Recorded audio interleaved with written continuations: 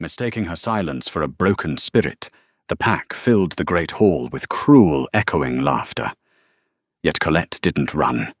Instead, she calmly raised 2 fingers to her throat and bowed a simple gesture that instantly froze the room as the most feared Alpha King in history dropped to his knees. If you were to search the restricted archives of the Cotton Library in London, buried beneath centuries of mundane royal decrees, you would find a fragmented journal belonging to Sir Robert Trevelyan. Trevelyan was a diplomat during the late 1400s, a time when the borders of our known world blurred with the untamed ancient forests of Europe. According to his private sealed records, the folklore of the lycanthrope, the werewolf was not myth, but a terrifying geopolitical reality. They were a sovereign people ruling the dark woods with iron claws and ancient magic, and it is within Trevelyan's hidden historical accounts that we find the true, startling history of Colette of Warwick. Colette had not always been silent. Born to a minor noble family on the fringes of the Darkweald, her early years were filled with song and laughter. But at the age of 7, a brutal border skirmish orchestrated by rogue mercenaries left her family slaughtered and her home in ashes.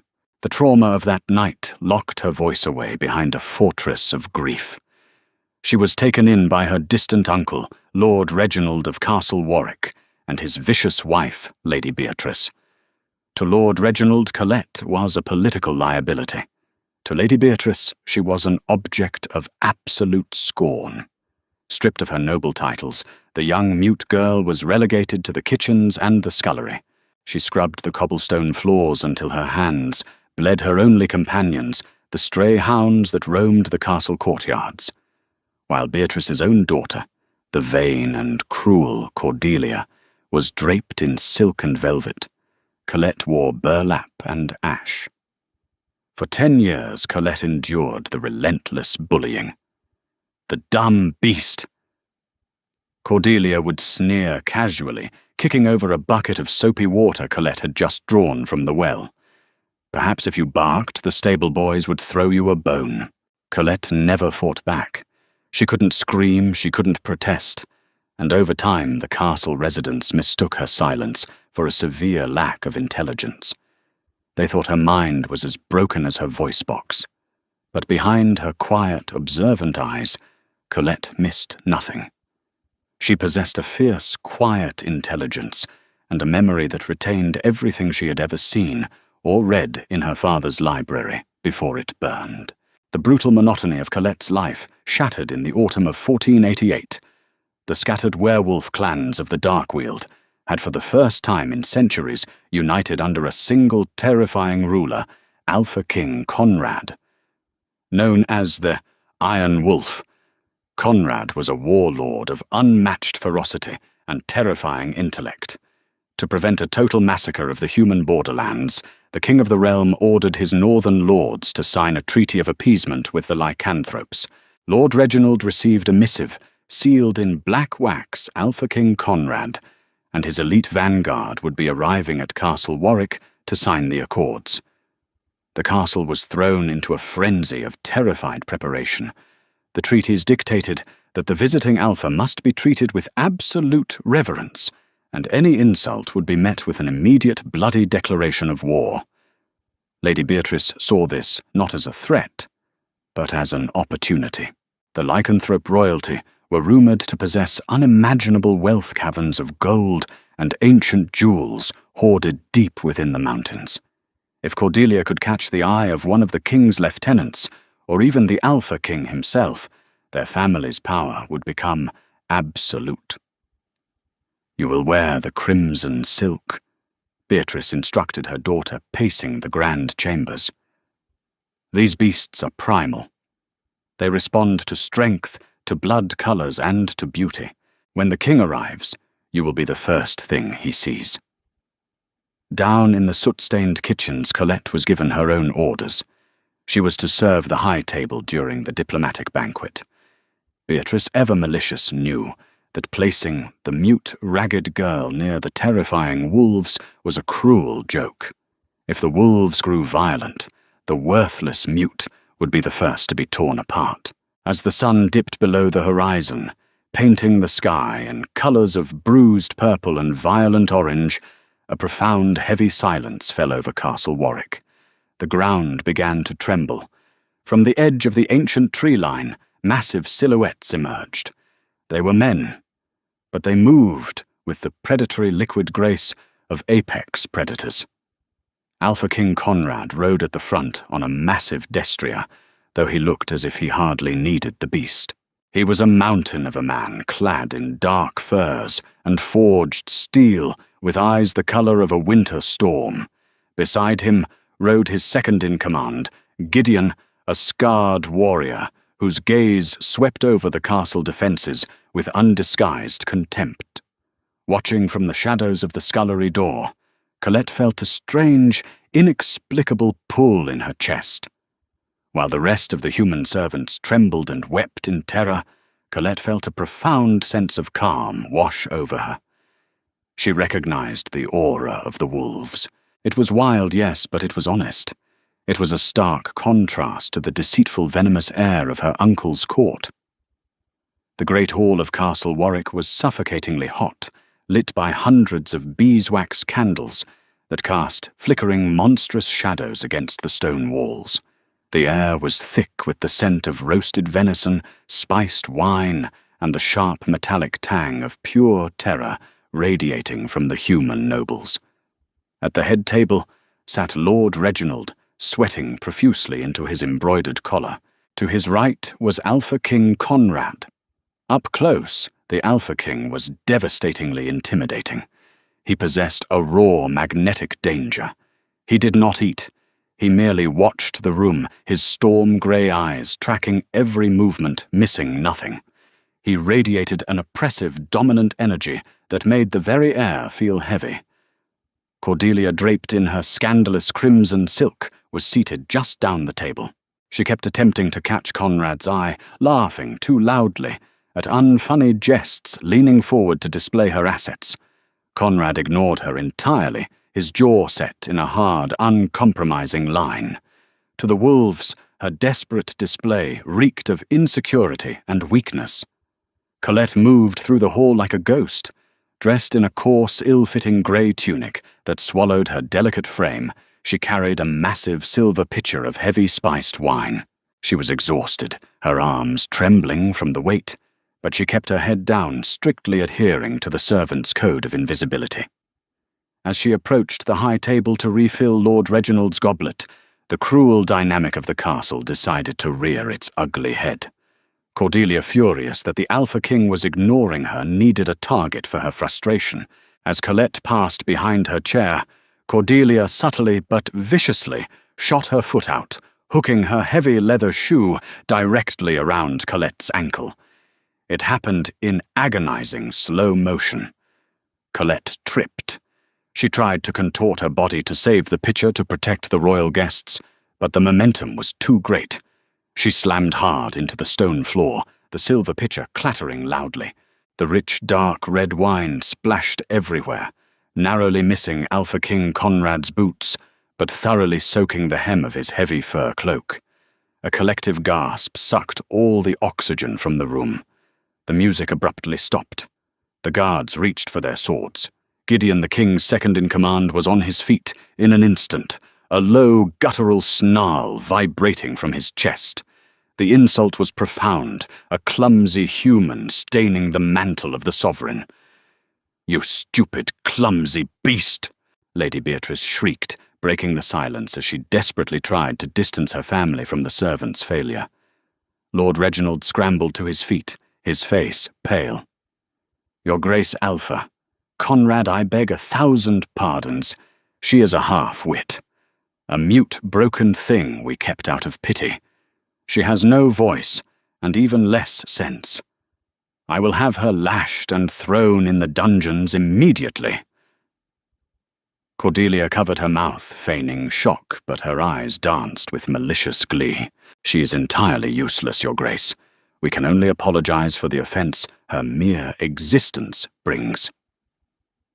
Laughter began to ripple through the human side of the hall. It was nervous laughter at first, fueled by panic, but as Beatrice and Cordelia continued to hurl insults at the girl on the floor, the cruel mockery grew louder. They mocked her silence. They laughed at her ragged clothes and her pathetic sprawling posture on the floor. "She can't even beg for mercy," a nobleman scoffed. "She can't speak, Alpha King." Conrad did not laugh. He slowly turned his head, his terrifying gaze locking onto the small, fragile figure kneeling in the puddle of wine. Colette didn't cry. She didn't cower, and she didn't curl into a ball to protect herself from the inevitable blows. Slowly, with a dignity that entirely defied her ragged appearance, she rose to her knees. She wiped a smudge of dirt from her cheek. She looked past Lord Reginald. She ignored Cordelia's venomous smirk. She looked directly into the storm-grey eyes of the Alpha King. For a human to look an alpha directly in the eyes was an aggressive challenge, a death sentence. The wolves in the room tensed their muscles, coiling to strike. But Colette held his gaze, and then she moved her hands. She brought her right hand up, placing 2 fingers flat against the base of her own throat, right over her pulse. She slowly traced a line down to her heart, laid her palm flat against her chest, and then tilted her head back, baring her neck entirely to him, in a slow, deliberate bow. The human nobles continued to snicker, thinking it the erratic flailing of a terrified mute. But the lycanthropes did not laugh. A shockwave ripped through the werewolf delegation. Gideon gasped, stepping back as if he had been struck. The low growls instantly ceased, replaced by a suffocating, awe-struck silence from the wolves. It was the sigh of the ancients. It was a gesture lost to time, a sacred non-verbal vow used only by the original lycanthrope queens of the First Era. It meant, "I offer you my life, my loyalty, and my throat. For I recognize the true sovereign of my soul." It was a sign of absolute, fearless submission that simultaneously demanded equal respect. It was a gesture that only someone possessing the deepest, most archaic knowledge of wolf lore could possibly know, lore that had been wiped out centuries ago. Alpha King Conrad froze. The legendary Iron Wolf who had slaughtered armies without blinking, whose face was a mask of eternal stone, suddenly looked utterly dismantled. His chest heaved as a scent finally cut through the smell of the spilled wine and the roasted meat. It was the scent of petrichor crushed lavender, and something profoundly, devastatingly his. The mockery of the human court still echoed in the hall. Lord Reginald took a step forward, raising his hand to strike Colette for her insolence. "I said get out of here, you filthy touch her!" Conrad's voice boomed, a terrifying, unnatural sound that shook the very foundations of Castle Warwick, "and I will mount your head on the gates of this pathetic keep." The laughter died instantly. Reginald froze in terror. Conrad stepped over the high table. He didn't walk around it. He vaulted it with terrifying, fluid speed, landing gracefully in front of Colette. The giant, terrifying king of the wolves looked down at the tiny, mute girl in rags. And then, in front of the horrified human nobles, the sneering Cordelia, and his own stunned warriors, Alpha King Conrad sank down onto one knee, placing himself eye-level with the scullery maid. The great hall of Castle Warwick was entombed in a silence so profound that the sputtering hiss of a dying candle sounded like a cracking whip. Before the high table, amidst the sprawling puddle of spilled spiced wine, Alpha King Conrad knelt in the stone dust. The undisputed ruler of the Darkweald, a warlord whose very name made human emperors tremble, had lowered his head to a ragged, mute scullery maid. Colette held her ground. Her fingers remained pressed to her chest, her chin tilted upward in the ancient stance of submission and equality. Her heart hammered against her ribs like a trapped bird, but her eyes, wide, intelligent, and unblinking, remained locked on the king's face. Conrad reached out with a hand large enough to crush a man's skull. His movements, however, were painfully gentle, trembling with a restrained intensity that terrified the onlookers. He did not grab her. Instead, he placed his calloused palm over her small, bruised hand, resting on her heart. "Where did you learn the old ways, little bird?" Conrad's voice was a low, gravelly rumble, meant only for her ears, yet it carried the weight of a thunderclap in the silent hall. Colette could not answer, but her eyes darted briefly to the east window, toward the distant charred ruins of her family's estate. Conrad followed her gaze. A spark of profound understanding ignited in his storm-grey eyes. He breathed in deeply, his senses, analyzing the subtle nuances of her scent, ash lye, soap fear, but beneath it all the sweet, undeniable fragrance of wild honeysuckle and ancient bloodlines. "My king." Gideon, the scarred second-in-command, stepped forward, his voice thick with awe. The scent, the gesture. It is as the chronicles foretold. According to the fragmented journal of Sir Robert Trevelyan, the lycanthrope culture held a deeply guarded secret regarding their monarchy. Trevelyan documented this phenomenon in a ciphered ledger detailing the biological and spiritual mandate of the Wolf King's excerpt from the Trevelyan Manuscript Folio, 42, translation from cipher. Let the crown be warned. The beasts of the north do not wed for alliances, nor do they breed for simple lineage. The Alpha King is tethered to a singular soul chosen by the archaic forces of the earth itself. They call this phenomenon the soul tether. When the king finds this mate, all laws of men and wolves are instantly rewritten. Lord Reginald, entirely oblivious to the monumental historical shift occurring on his dining room floor, allowed his arrogance to override his terror. He stepped forward, his face flushed with panicked rage. "Your Grace, I insist you rise," Reginald stammered frantically, waving at the guards. "Do not dirty your royal knees for this broken creature. Guards, seize her. Drag her to the whipping post at once, so the king may dine in peace." 2 human guards stepped forward, their hands resting uncertainly on the hilts of their swords. They did not make it a second step. Conrad rose to his full, terrifying height, pulling Colette up with him. He positioned her safely behind his massive frame. The Alpha King didn't draw a weapon, nor did he shout. He simply released a low, guttural snarl, a sound that resonated in the chest cavities of every human in the room, triggering primal, prehistoric terror. "If a single man draws steel in this hall," Conrad spoke, his voice cold and flat, "I will ensure that Castle Warwick is erased from the maps of the realm by sunrise. Not a stone will stand. Not a soul will breathe." Reginald choked, stumbling backward into his chair. Lady Beatrice clutched her pearl necklace, her face the colour of spoiled milk, while Cordelia stared in absolute, uncomprehending horror. The king was protecting the scullery maid.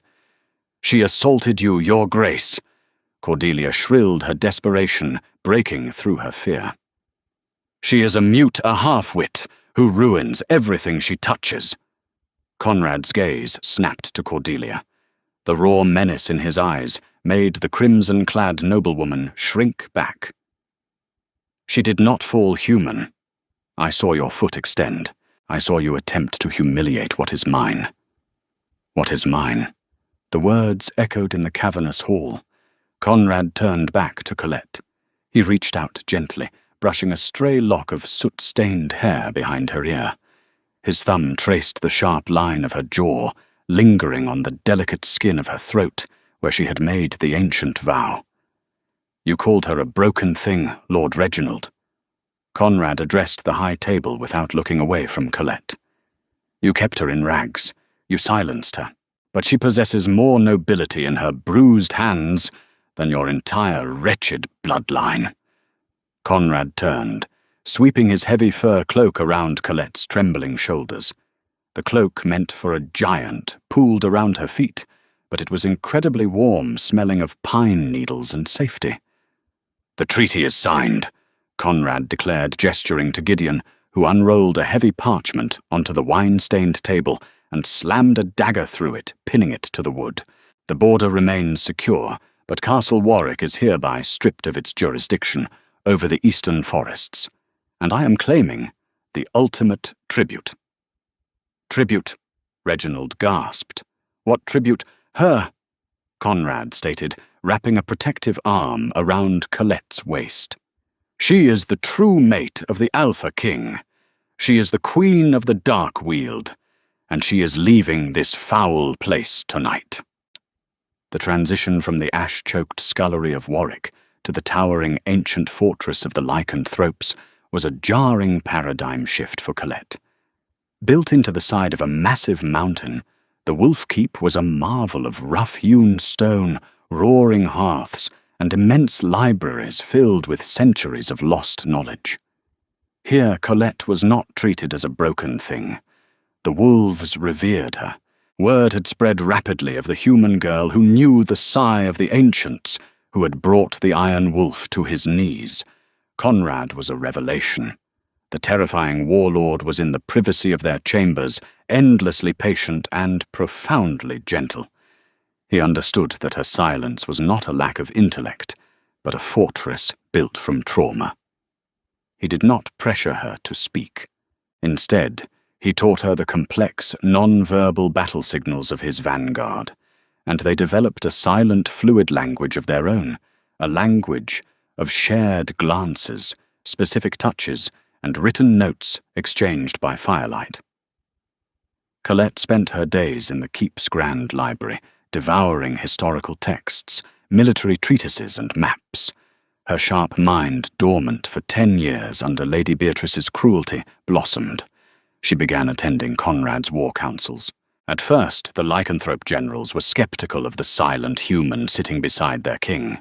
But when Colette began moving markers on the war maps, anticipating border raids and supply line vulnerabilities with stunning tactical brilliance, they quickly learned to heed their silent queen. According to Trevelyan's historical records, it was Queen Colette who fundamentally restructured the lycanthrope economy, establishing covert trade routes that brought immense wealth to the Dark Weald without provoking the human monarchs. Colette's strategic reforms, 1489 to 1492. The silver embargo banned the mining and transport of silver near the Dark Weald borders, effectively cutting off weapon supplies to rogue mercenary factions. The Silent Heralds established a network of non-verbal, swift-footed couriers that bypassed human interception, allowing for secure communication across wolf territories. The Winter Granaries implemented advanced crop storage techniques she learned from ancient texts, ensuring the clans never starved during the brutal northern winters. But the ghosts of Castle Warwick were not content to fade into obscurity. Lord Reginald, stripped of his lands and humiliated by the king's rejection of his daughter, had descended into treacherous madness. Fueled by Lady Beatrice's venom and Cordelia's bruised ego, the family used their remaining fortune to hire a notorious faction of rogue mercenaries known as the Silver Vipers Men, specializing in the hunting and killing of lycanthropes. The assassination attempt occurred during the Winter Solstice Festival. The keep was filled with the sounds of celebration drums howling and the clashing of wooden training swords. Conrad, heavily engaged in a ceremonial bout in the lower courtyards, was separated from his personal guard. Colette was watching from a high stone balcony when she saw them.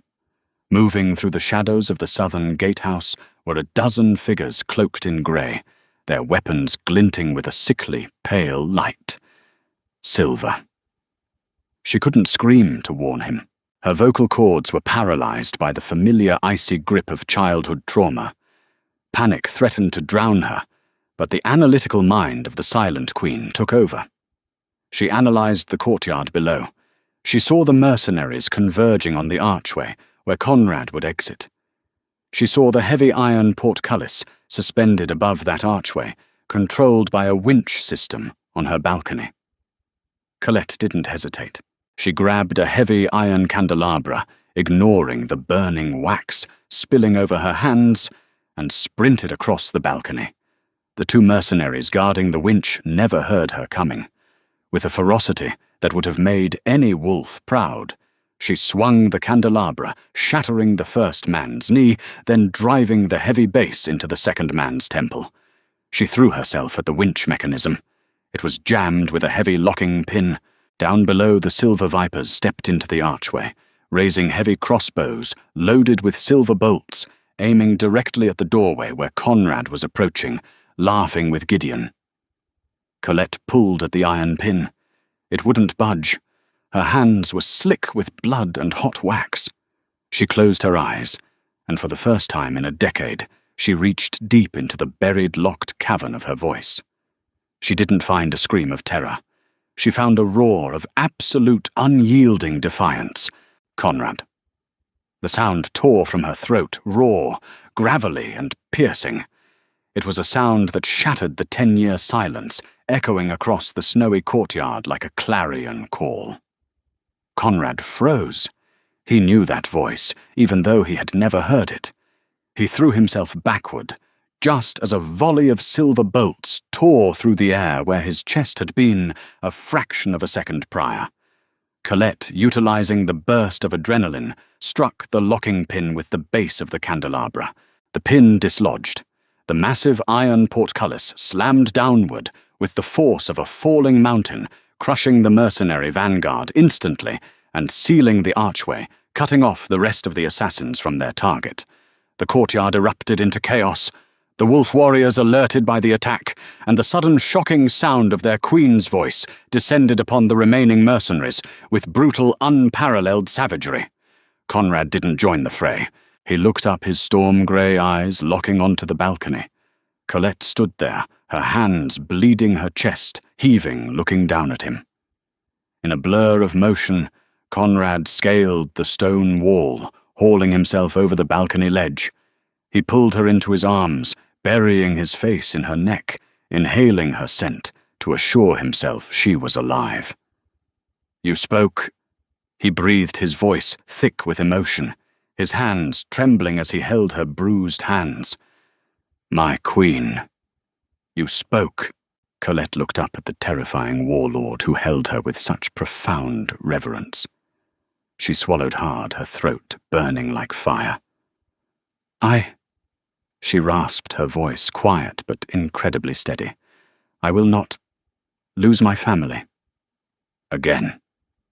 The retaliation for the assassination attempt was swift, definitive, and documented heavily in the final pages of Trevelyan's hidden ledger.